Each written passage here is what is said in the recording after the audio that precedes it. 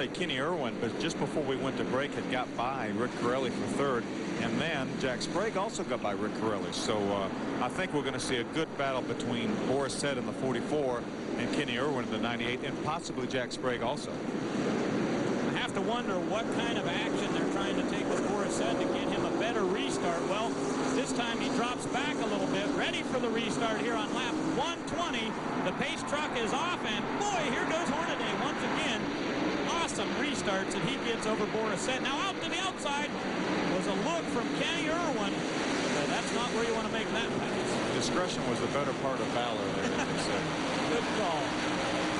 Down the back straightaway, second, third, and fourth place have cleared the lap traffic, so we'll see if they can catch back up to Ron Hornaday. You're looking at Boris Said in the Federated Auto Parts number 44, the Ray Bestis number 98, and here comes the Quaker State truck.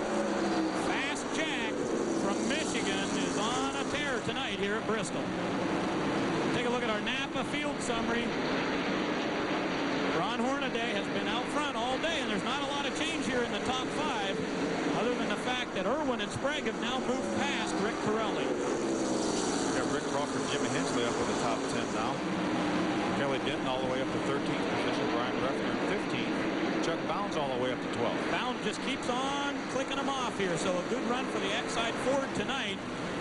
Kenny Irwin putting some pressure on the 44, and those two trucks are beginning to close up that gap on the leader once again. Really, Ron Hornaday squirted out to about a half a straightaway lead.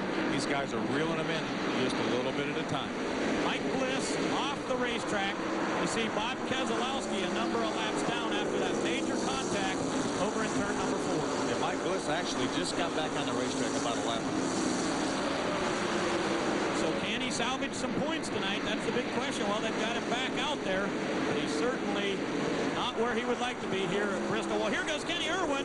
That truck is really moving up. The Ray Bestis truck took a look to the outside of Boris Said.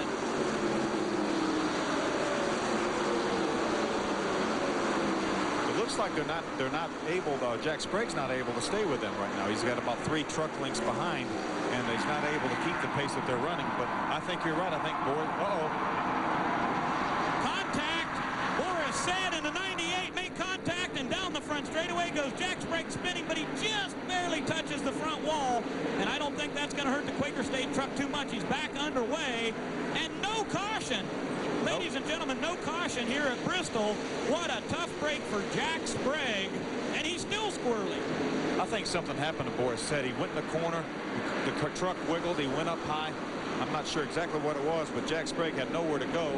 Took evasive actions and spun and just maybe barely nudged the inside wall, but I don't think it caused any damage. The truck really wiggled coming off in turn 2. I'm talking about Boris Said's number 44, and Kenny Irwin decided he was going to go to the inside, and that's what caused that. So now Kenny Irwin in the Ray Bestis truck moves into second. Said recovered, and he is racing with Rich Bickle in the diehard truck, but Boris Said's truck definitely not performing to his liking. You know, he may just be loose, because maybe that's why he was able to hang with Hornaday a little bit better than he had been. They may have loosened the truck up, but now as the truck gets looser and looser and looser, he's having a hard time. Undoubtedly, he just got loose in that corner, slid up the racetrack, and that's what caused that little problem for Jack Sprague trying to avoid it. Well, that could have been a lot worse, folks. So some heads-up driving from all these guys. Let's take a look at the replay of exactly what happened. Now, Sprague goes way down to the inside. You see, Said was way up there, and Kenny Irwin did a nice job of keeping it off the outside wall. Kenny Irwin had backed off to try to let Boris Said get straightened out. Jack Sprague, who was a little bit behind, ran up on the inside of Kenny Irwin, but then just ran out of racetrack, got his left side down in the asphalt coming off the corner, and spun around. Kenny Irwin has had a great move in the point standings. He moved up 2 positions after the last race, coming into the 90s, third in the points and only 55 points behind Rich Bickle. So he has got to be happy with where he's running. The question is, can he do anything with Ron Hornaday? Rich Bickle right now is the truck on the move. Boris Said is holding him up pretty badly right now, but Rich Bickle has definitely improved this truck from the start of the race. 135 laps complete, and there goes Bickle to the inside. He makes the move on Said, a little contact as they rub down the back straightaway, and Bickle will get the position. That was a beautiful view from the in-truck camera there. Here comes Corelli now. Is he going to be able to get around Boris Said? Said slides up the racetrack. see Boris said wiggling off every corner. I think his truck is extremely loose right now. So Rich Bickle in the Sears diehard number 17 moves to third position.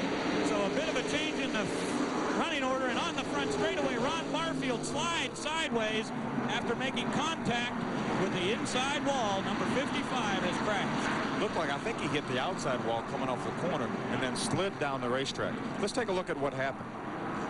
Barfield and Ron Gloy's number 55. Here's our speed shot on the front straightaway. Now Barfield's about the 8th truck back there, and oh boy, you're right. Right front tire apparently let go, and he hit the wall coming out of turn 4 very hard. Undoubtedly ran over something, cut the tire down and hit the wall extremely hard. The truck jumped up in the air, which they frequently do here at Bristol, but you know, hopefully Ron's okay. He did not get in the inside wall, so he didn't get a hit when he wasn't ready for it. The 8th caution here at Bristol Motor Speedway. You're watching the Load Handler 200. Ron Hornaday continues to be your leader here at Thunder Valley.